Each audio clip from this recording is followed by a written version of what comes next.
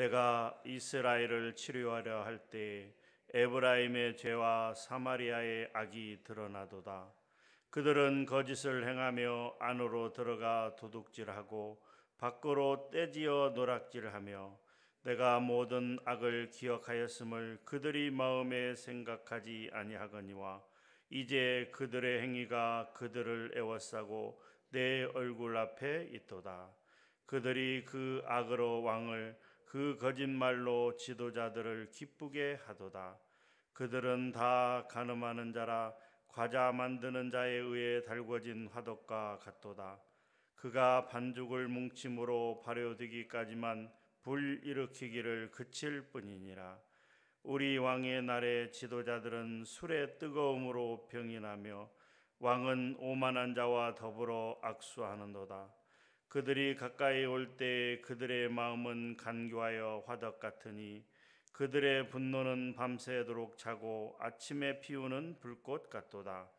그들이 다 화덕같이 뜨거워져서 그 재판장들을 삼키며 그들의 왕들을 다 엎드러지게 하며 그들 중에는 내게 부르짖는 자가 하나도 없도다. 에브라임이 여러 민족 가운데 혼합되니 그는 곧 뒤집지 않는 전병이로다. 이방인들이 그의 힘을 삼켰으나 알지 못하고 백발이 무성할지라도 알지 못하는도다. 이스라엘의 교만은 그 얼굴에 드러났나니 그들이 이 모든 일을 당하여도 그들의 하나님 여호와께로 돌아오지 아니하며 구하지 아니하도다. 에브라임은 어리석은 비둘기같이 지혜가 없어서 애굽을 향하여 부르짖으며 아수르로 가는도다. 그들이 갈 때에 내가 나의 그물을 그 위에 쳐서 공중의 새처럼 떨어뜨리고 전에 그 회중에 들려준 대로 그들을 징계하리라. 화 있을진저 그들이 나를 떠나 그릇 같음이니라. 패망할진저 그들이 내게 범죄하였음이니라. 내가 그들을 건져 주려 하나 그들이 나를 거슬러 거짓을 말하고 성심으로 나를 부르지 아니하였으며 오직 침상에서 슬피 부르짖으며 곡식과 새 포도주로 말미암아 모이며 나를 거역하는도다. 내가 그들 팔을 연습시켜 힘 있게 하였으나 그들은 내게 대하여 악을 꾀하는도다.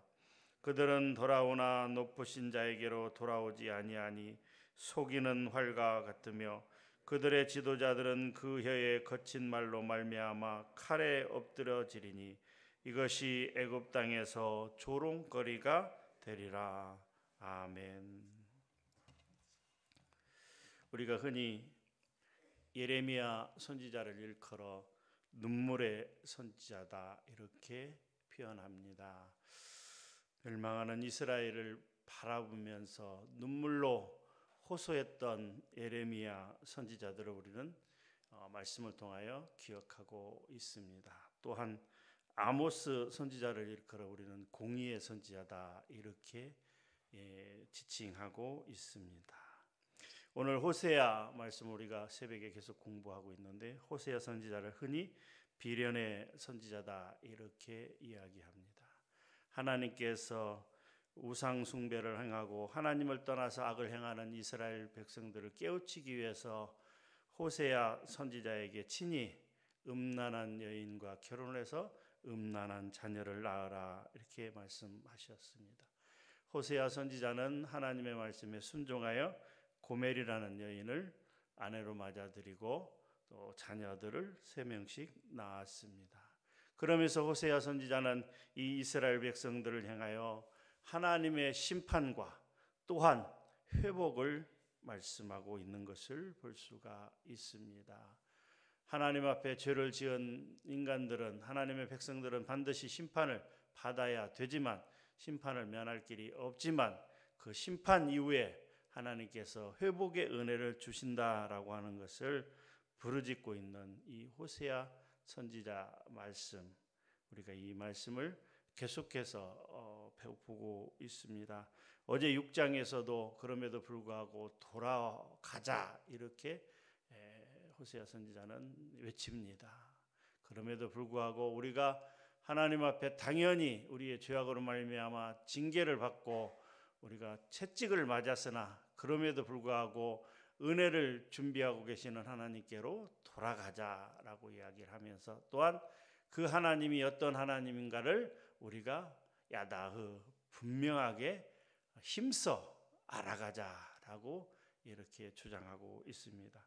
그럼에도 불구하고 6장 4절 이하의 내용은 여전히 깨닫지 못하고 악을 행하는 이스라엘 백성들의 모습을 표현하고 있습니다. 특별히 이스라엘 백성들의 죄악들 중에서 제사장의 죄악이 그 큰 중요한 위치를 차지한다라고 말씀드렸습니다. 6장 9절에 보면 강도 떼가 사람을 기다린 같이 제사장의 무리가 세겜 길에서 살인하니 그들이 사악을 행하였느니라라고 말씀하고 있습니다. 이어서 7장 내용 여전히 이스라엘 백성들의 악을 경고하고 있으며 특별히 정치 지도자들 그리고 종교 지도자들 이 지도자들의 죄악에 대해서 말씀하고 있습니다. 하나님께서 아무리 이스라엘 백성들을 치료하시고 회복하시고자 하나 그들은 여전히 그렇게 할 수 없도록 여전히 그 이스라엘 백성들은 죄악을 고집한다는 사실을 강조하고 있습니다. 먼저 1절에서 보게 되면 이런 말씀이 기록이 되어 있습니다. 1절을 같이 한번 읽어보도록 하겠습니다. 시작. 내가 이스라엘을 치료하려 할 때 에브라임의 죄와 사마리아의 악이 드러나도다. 그들은 거짓을 행하며 안으로 들어가 도둑질하고 밖으로 떼지어 노략질하며. 하나님께서 치료하시고자 할 때 오히려 이스라엘의 죄악이 분명하게 드러난다라고 하는 의미입니다. 이스라엘은 그동안 여러 차례 하나님께서 선지자들을 보내어 경고하시고 또 호소하는 그런 메시지를 들었음에도 불구하고 여전히 회개하기는커녕 자신들의 악을 드러내고 있다라고 하는 것이죠. 여기서 그들은 거짓을 행하며라고 기록되어 있습니다. 죄악을 행하는 죄를 짓는 첫 번째 문제는 바로 거짓을 행하는 것입니다. 거짓말을 하는 것입니다. 거짓된 행위를 하는 것입니다. 그 말이 정직하지 못하고 그 행동이 바르지 못하면 거기에서부터 악이 거기에서부터 죄가 발생할 수밖에 없다라고 하는 것이죠. 그래서 성경에서 하나님은 우리들에게 늘 말을 할 때 조심하라. 바른 말을 하라. 정직한 말을 하라라고 말씀하고 있습니다. 사랑하는 성도 여러분, 여러분들은 여러분들 삶 가운데서 얼마나 정직한 말을 행하고 있습니까? 얼마나 정직된 행동을 하고 있습니까? 우리가 말과 행동에 있어서 바르지 못하고 정직하지 못하면 거기에서부터 문제가 발생하고 거기에서부터 죄가 발생하고 있는 것입니다. 하나님 앞에서 우리가 한마디 거짓말을 할 때, 우리가 하나님 앞에서 하나의 거짓된 행동을 할 때 그때부터 죄가 시작된다라고 하는 것이죠. 하나님 앞에나 사람 앞에 거짓을 행하지 않도록, 거짓말을 하지 않도록 우리가 노력하는 것, 그것이 죄를 짓지 않는 하나의 비결이라고 말씀하고 있는 것입니다. 정직을 잃어버리지 맙시다. 정직을 잊어버리는 데에서 문제가 발생하는 것이죠. 정직이라는 것은 그들은 이스라엘 백성들은 다른 사람을 속여서 자신들의 이속을 챙기는 일, 법정에서 거짓 진술을 행하고 뇌물을 받고 정직한 자를 희생하는 것, 이런 것들이 바로 거짓이고 이런 것들이 바로 부정이라고 하는 것이죠. 이어서 안으로 들어가 도둑질하고 밖으로 떼지어 노략질한다라고 하는 것은 무질서를 의미하고 있습니다. 무질서.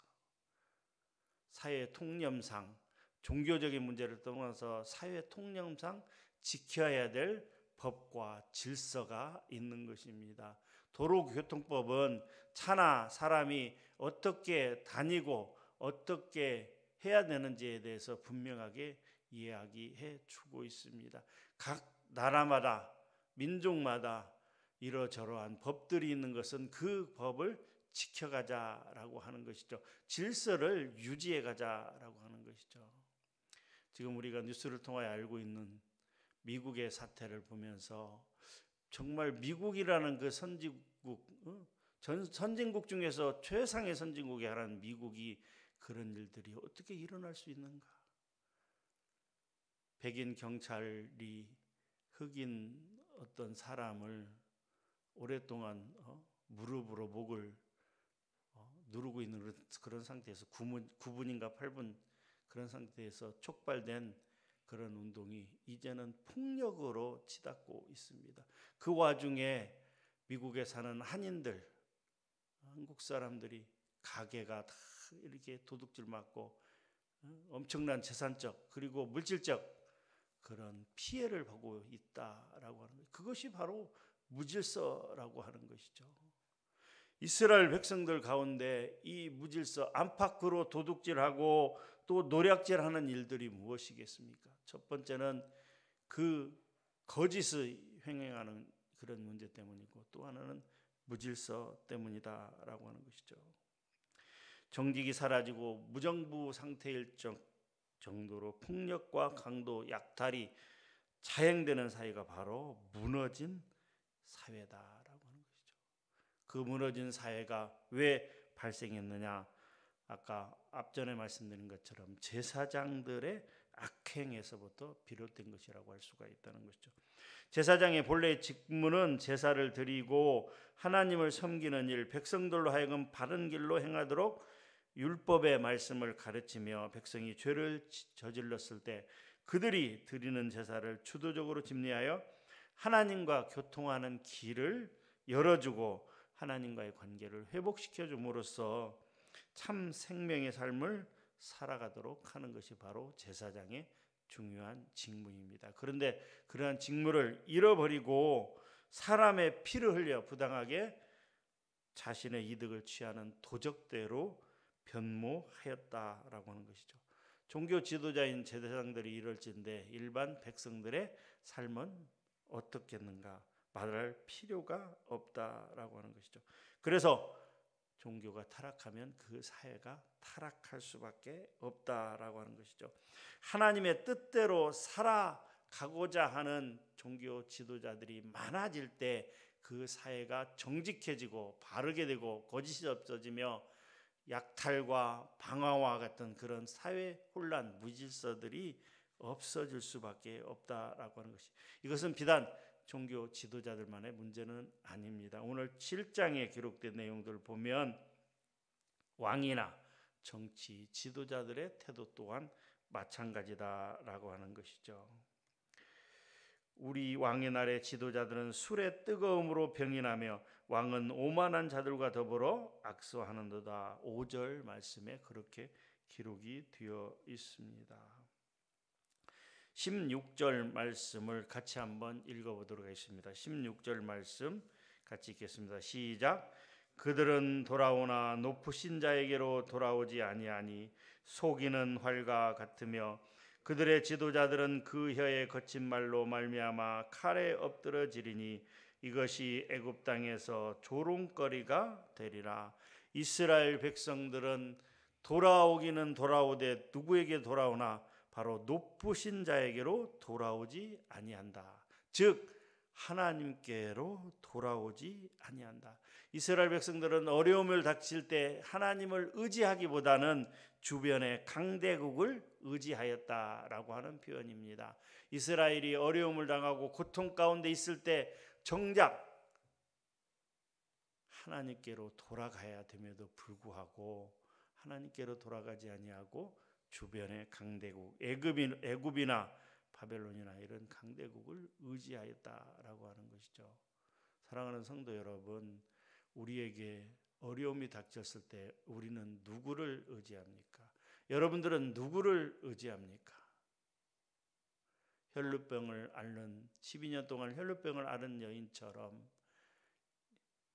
이 의원 저 좋은 곳 이렇게 다니면서 사람을 의지하고 있습니까?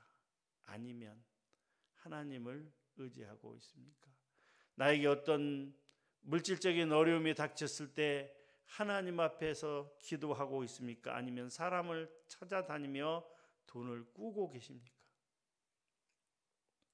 어떤 정신적인 문제나 사람과의 관계가 문제가 발생했을 때 상담사를 찾아다니고 또 그 정신적인 문제를 해결해 준다는 그런 사람들을 찾아다니고 있습니까? 아니면 하나님 앞에 나오고 있습니까? 이스라엘 백성들의 역사를 보면 이스라엘의 역사를 보면 그들이 어려움이 닥쳤을 때 바로 하나님 앞에 나오기보다는 주변의 강대국을 찾아다니고 다른 사람을 의지하는 일들이 많이 있었던 것을 볼 수가 있습니다. 이스라엘이 정작 돌아가야 될 대상은 그들의 모든 문제를 일거에 해결하실 수 있는 하나님밖에 없다는 것을 그들도 알고 있었으나 그럼에도 불구하고 이상하게도 그들은 하나님을 제쳐두고 아무 도움도 줄 수 없는 다른 것들을 의지한 것입니다. 그래서 하나님을 의지하지 않고 다른 것들을 의지하는 것은 속이는 활과 같다라고 표현하고 있습니다. 속이는 활이라고 하는 표현은 그 화살이 구부러져서 관역을 향해 발사를 해도 엉뚱한 데서 가서 떨어진다라고 하는 것이죠. 화살이 굽어 있다면 그게 바로 나갈 수가 있겠습니까? 시편 78편 57절에 이렇게 기록되어 있습니다. 그들의 조상들 같이 배반하고 거짓을 행하여 속이는 활같이 빗나가서. 하나님을 향하여 목표를 정하고 하나님을 바라보면서 나아가야 됨에도 불구하고 어떻게 해요? 하나님을 바라보지 아니고 좌로나 우로나 치우쳐 다른 민족을, 다른 힘 있는 대상을 의지하는 것은 참으로 어리석은 태도다라고 말하는 것이죠. 이스라엘이 그러한 활과 같다는 것은 그들이 참으로 하나님만을 향하여 살아가야 됨에도 불구하고 엉뚱하게도 전혀 쓸모없는 것들을 쫓아 살면서 그들의 삶의 바른 목표를 완전히 상실해 버렸다라고 하는 것이죠. 사랑하는 성도 여러분, 우리는 목표가 분명해야 됩니다. 우리는 바라보는 것이 분명해야 됩니다. 여러분들은 지금 무엇을 바라보고 있습니까? 히브리서 12장 2절 말씀, 믿음의 주요 또 온전하게 하시는 이인 예수를 바라보자. 예수를 바라보자. 우리의 초점이, 우리의 목표가, 우리의 바라봄이 바로 예수 그리스도요 하나님이어야만 된다라고 하는 것이죠. 그 외에 다른 것들을 바라보는 것은 속이는 활과 같아서 그 목표를 빗나갈 수밖에 없다라고 하는 것이죠. 사랑하는 성도 여러분, 예수 그리스도만을 바라보며 사는 삶이 되기를 주님의 이름으로 축복합니다. 이스라엘의 지도자들은 그 혀의 거친 말로 말미암아 칼에 엎드려진다라고 16절에 후반부에 이렇게 기록되어 있습니다. 혀의 거친 말이라고 하는 표현은 이스라엘이 하나님을 향하여 하나님의 이름을 저주하고 여호와의 선지자들을 저주하는 것을 이야기합니다. 또한 하나님께서 모세를 통하여 주신 여호와의 말씀, 율법의 말씀을 멸시하는 것을 말하고 있습니다.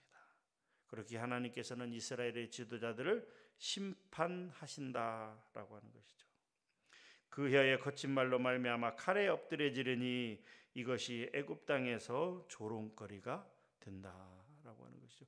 하나님께서 은혜를 주셔서 애굽에서 종살이 하던 이스라엘 백성들을 출애굽할 수 있도록, 그래서 가나안 땅으로 들어갈 수 있도록 인도해 주셨는데 그 하나님께서 이스라엘 백성들을 심판하셔서 결국은 북이스라엘 그리고 남유다가 멸망당하는 그런 상황들을 지켜보면서 애굽 사람들은 어떻게 해요? 조롱한다라고 하는 것이죠. 이 말은 무슨 의미냐 하면 우리도 똑같이 하나님을 믿기 전에는 세상 가운데 살면서 불순종의 어떤 아들들 가운데 그 역사하는 그 영을 따라서 하나님을 따르지 못하고 악한 세력들을 따라서 살았던 사람들입니다. 마치 애굽에서 종살이하던 이스라엘 백성들처럼. 그런데 하나님의 은혜가 있어서 우리를 구원하여 가나안 땅으로 인도하셨습니다. 하나님의 품으로 우리를 인도하셨습니다. 그런데 옛일을 그리워하면서 하나님 앞에 죄를 짓고 우상숭배로 악을 행함으로 말미암아서 우리가 심판을 당할 때 우리는 세상의 조롱거리가 될 수 있다라고 하는 것이죠. 사랑하는 성도 여러분, 세상은 우리를 향하여 정말로 주의 깊게 보고 있습니다. 잘 되기를 바라면서 보고 있는 것이 아니라 하나님을 믿는다면서 교회를 다닌다면서 망했대, 병났대 이러면서 우리를 조롱거리로 삼기 위해서 눈을 크게 뜨고 우리를 바라보고 있다라고 하는 사실인 것입니다. 우리가 어려움을 만나고 힘들어할 때 또 하나님 앞에 불순종함으로 심판을 받게 되면 그들은 우리를 놀리고 조롱하게 된다라고 하는 것이죠. 사랑하는 성도 여러분, 어제도 말씀드렸습니다만 인간은 연약한 존재이기 때문에 죄를 지을 수밖에 없는 당연한 존재들입니다. 그럼에도 불구하고 속히 하나님께로 돌이키는 은혜가 있기를 원합니다. 아이가 잘못을 해서 부모에게 매를 맞았을지라도 부모의 품을 향하여 달려들 때 그 부모는 그 아이를 얼싸안고 사랑하며 또 위로하며 안아주는 것처럼 우리 하나님께로 우리가 돌아갑시다. 우리가 잘못했을지라도 바로 회개하고 하나님 품으로 돌아갑시다. 그래서 하나님께서 주시는 은혜로 하나님과 더불어 영원한 행복과 축복 가운데 나가기를 원합니다. 그렇게 사는 오늘 하루도 그렇게 말씀대로 살아가는 저와 여러분들이 되기를 주님의 이름으로 축복합니다. 하나님 감사합니다. 호세아 7장 말씀을 통해서 우리에게 귀한 말씀을 주시니 감사합니다. 하나님, 우리에게 아버지 하나님 정말 잘못을 행하고 우리가 죄를 지을지라도 하나님 앞에 속히 돌아갈 수 있는 은혜가 있기를 원합니다. 회개의 은혜를 허락하여 주시옵소서. 특별히 종교 지도자들 아버지 하나님, 그 목사님들 하나님 붙잡아 주시고 말씀대로 살아갈 수 있도록 도와주시며 이 사회가 정직과 공의가 바로 행해지는 그런 사회가 될 수 있도록 도와주시고 코로나19로 인하여 많은 고통 가운데 있습니다. 속히 벗어날 수 있도록 은혜를 허락하여 주시며 하나님의 뜻을 알아가는 귀한 시간으로 인도하여 주시옵소서. 오늘 하루의 삶 가운데서 하나님께서 주관하시고 인도하시며 하나님께 온전히 맡기는 삶이 될 수 있도록 우리 한 사람 한 사람을 붙잡아 주시고 도와주시옵소서. 감사드립니다. 살아계신 예수님의 이름으로 기도하옵나이다. 아멘.